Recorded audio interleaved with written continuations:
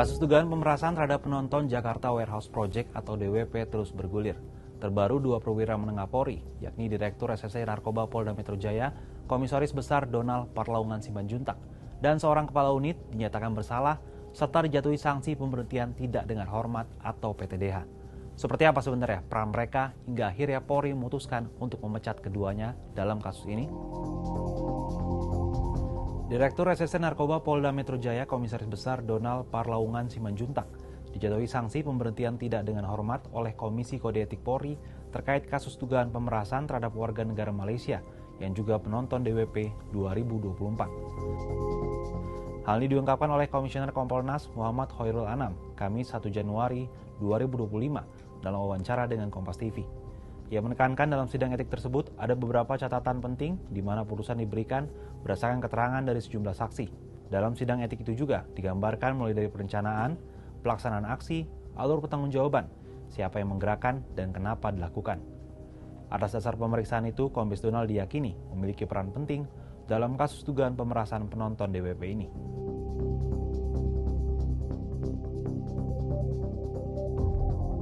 Yang pasti dengan level jabatan seperti itu dia bisa ada di semua lini. Mau di perencanaan, mau di waktu hari H maupun pasca.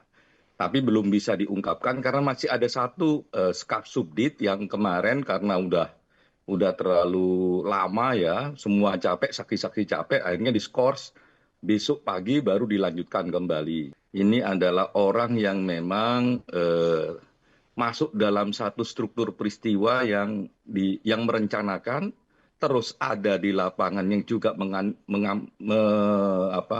menjadi komandonya di lapangan, termasuk setelahnya yang juga berperan penting dalam konteks sirkulasi dana. Siapa sebenarnya sosok Kombes Donald yang akhirnya diberhentikan dari kepolisian setelah diduga terlibat dalam kasus pemerasan terhadap warga negara Malaysia? Dan apa tanggapan kepolisian terkait hal ini?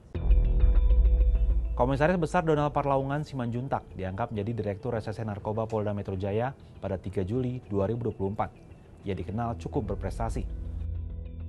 Beberapa kasus menonjol yang pernah ditangani adalah penyelundupan 48 kg sabu di gedung parkir Rumah Sakit Fatmawati, Jakarta Selatan pada akhir Juli 2024. Dari pengembangan kasus ini, timnya juga membongkar jaringan narkoba internasional dari Malaysia dengan modus jual beli mobil.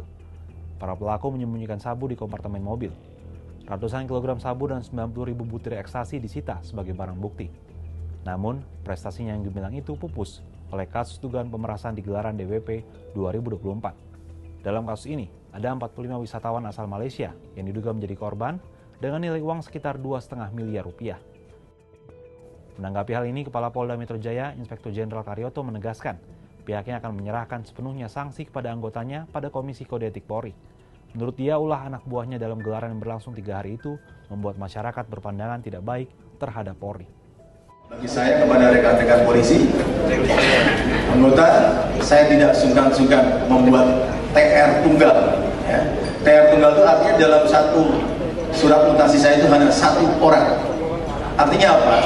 Reaksi cepat kami berikan atas pelanggaran-pelanggaran yang kami belum melakukan kode etik dulu, tapi sudah langsung saya tindak dengan demosi.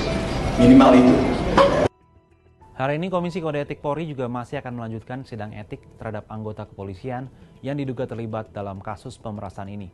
Publik tentu menunggu kasus ini bisa diselesaikan secara terbuka dan profesional, agar kejadian serupa tidak terulang di masa mendatang. Kalau menurut sahabat Kompas gimana? Apakah polisi bisa profesional dalam menangani kasus ini?